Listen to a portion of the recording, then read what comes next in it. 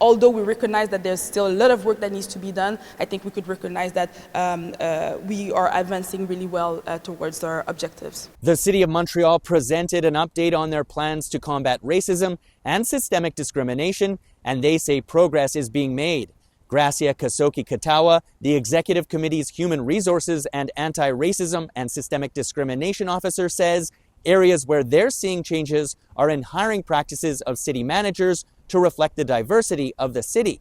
And they're also addressing racial profiling with the Montreal Police Department. The Chief Daguerre, what he did is that he bring all the question of diversity and inclusion directly under him at the SPVM. He also created a whole program for all the new policemen and policewomen that integrate the SPVM. Chief Daguerre has recognized the issue of systemic racism within the SPVM. I think they're on the right track, and I think my answer to that is culture takes a bit of time to change. While racial profiling is being addressed within the SPVM, excessive force against black individuals is being called into question. In recent weeks, we started to see an increase of cases of black individuals being subject to excessive force, especially after just a simple stop or a simple intervention. And that excessive force is becoming a bit of a pattern. The city adds that efforts to develop artworks in public spaces by racialized artists is also a priority.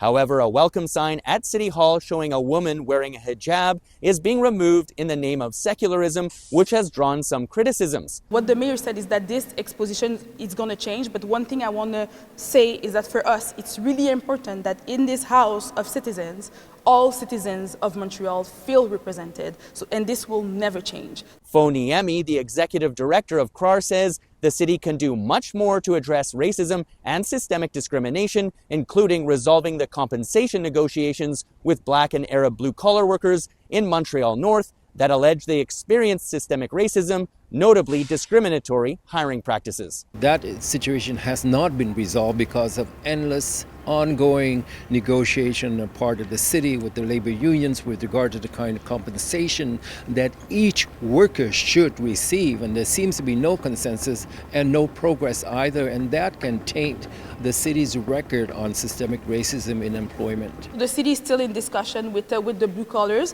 What I know is that the discussions are moving pretty well, and we're going to be able to all come to an agreement. In Montreal, Gareth Madoc-Jones, City News.